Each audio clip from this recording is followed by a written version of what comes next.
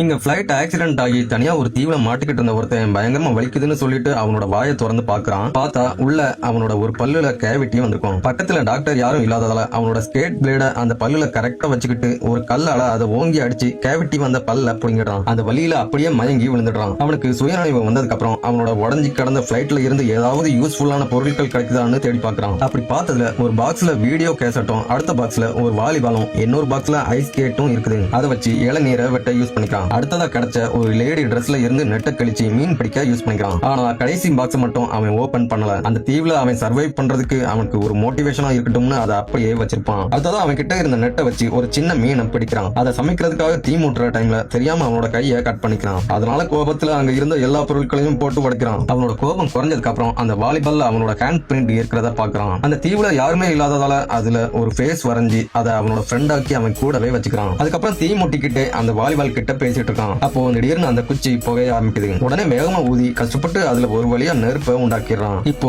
அவனோட சந்தோஷத்துக்கு அளவே இல்ல. அதுக்கப்புறம் நண்டுகளை பிடிச்சு அதை சுவையா சமைச்சு அவனோட ஃப்ரெண்டு கூட உட்கார்ந்து சாப்பிடுறான். அப்படியே 4 வருஷம் போயிருது. ஆனா தனியாவே வாழ்றது அவனுக்கு ரொம்ப கஷ்டமா இருக்குது. அப்படி இருக்கப்ப ஒரு நாள் திடீர்னு ஒரு மெட்டல் ஷீட்டை கடலால அவன் இருக்கிற தீவுக்கு அடிச்சு கொண்டு வருது. அது காத்துல வேகமா அசைறத பார்த்ததும் சடனா அவனுக்கு ஒரு ஐடியா தோணுது. உடனே அந்த தீவுல கிடைச்ச நிறைய மரக்கட்டைகளை எடுத்துட்டு வர்றான். அதை கட்டுறதுக்கு கயிறுகளையும் எடுத்துட்டு வந்து எல்லா மரக்கட்டைகளையும் சேர்த்து ஒரு சின்ன கட்டு மரம் மாதிரி கட்டுறான். அதுக்கப்புறம் அந்த வாலிபாலையும் அவன் ஓபன் பண்ணாத அந்த பாக்ஸையும் எடுத்துக்கிட்டு அவன் உருவாக்கின அந்த கட்டு மரத்தை கடல்ல தள்ளுறான். அப்படியே கடல்ல அவனோட பயணத்தை தொடங்குறான். போற வழியில மீன்களை சாப்பிடுறதுக்காக பிடிச்சுக்கிறான். ஆனா ஒரு நாள் நைட்டு பயங்கரமான மழையும் புயலும் அடிக்குது. அதுல அவனோட கட்டு மரம் அப்படியே உடைஞ்சு போயிருது. அப்போ அந்த வாலிபால் கடலை அடிச்சுட்டு போயிட்டு இருக்கிறத பார்த்துட்டு சடனா கடல்ல குதிச்சு அதை பிடிக்க போறான். ஆனா அவன் எவ்வளவு கஷ்டப்பட்டும் அவனால அதை காப்பாற்ற முடியல. அவனுக்கு இருந்த ஒரே ஃப்ரெண்டும் இப்போ இல்ல. இதனால அவன் மனசு உடைஞ்சு அந்த கட்டு மரத்திலேயே படுத்திருக்கான். அப்போ ஒரு பெரிய கப்பல் அவனை கிராஸ் பண்ணி போயிட்டு இருக்குது. அவனுக்கு மீதி இருந்த ஸ்ட்ரென்த் எல்லாத்தையும் யூஸ் பண்ணி கையை காமிச்சு சிக்னல் கொடுக்கறான். அந்த ஷிப்ல இருந்தவங்க இவனை காப்பாத்திடுறாங்க. இந்த 4 வருஷம் கேப்ல